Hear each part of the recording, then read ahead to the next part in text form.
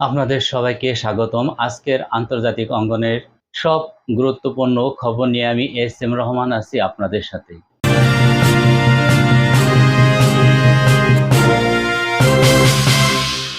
Iran Israel যুদ্ধ, শুরুতে মধ্যপ্রাচ্যের তপ্ত খবর। ইতিহাসে প্রথমবারের মতো ইসরায়েলে সরাসরি বড় ধরনের ক্ষেপণাস্ত্র হামলা চালিয়েছে ইরান। ক্লাস্টার ওয়ারহেড সহ 10টি ব্যালিস্টিক মিসাইল দিয়ে চালানো হয় এই হামলা। কেঁপে উঠেছে তেল আবিব ও জেরুজালেম সহ বেশ কয়েকটি অঞ্চল।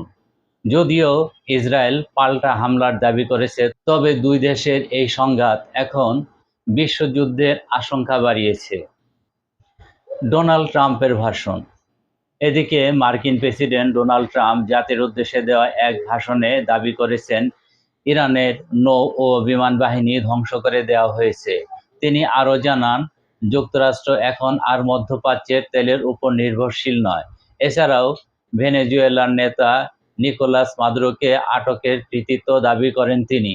ট্রাম্পের মতে, সোলাইমানিকে হত্যার পর যুক্তরাষ্ট্র এখন আগের চেয়ে অনেক বেশি নিরাপদ। ইরানের প্রেসিডেন্টের চিঠি।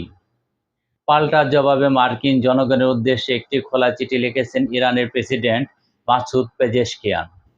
তিনি স্পষ্ট করেছেন যে ইরান কোনো আগ্রাসী দেশ নয়, বরং একটি প্রাচীন সভ্যতা।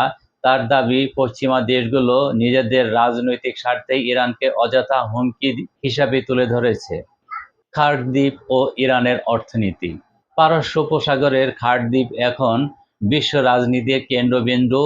ইরানের 90% তেল এই দ্বীপ দিয়েই রপ্তানি হয়। ট্রাম্পের লক্ষ্য এখন এই দ্বীপের অর্থনীতি পঙ্গু করে দেওয়া। তবে খার্ড দ্বীপের গুরুত্ব এবং এর ঐতিহাসিক অবস্থান ইরানকে এখনও আন্তর্জাতিক নিষেধাজ্ঞার মাঝেও সচল রেখেছে।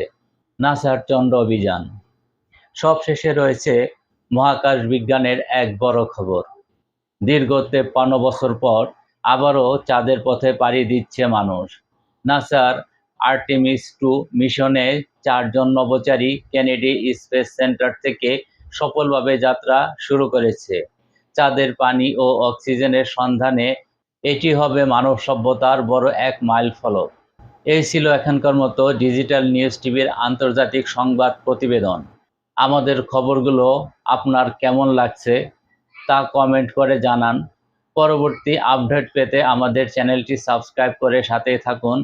আমি এস এম রহমান আপনাদের কাছ থেকে আজ বিদায় নিচ্ছি। আল্লাহ হাফেজ।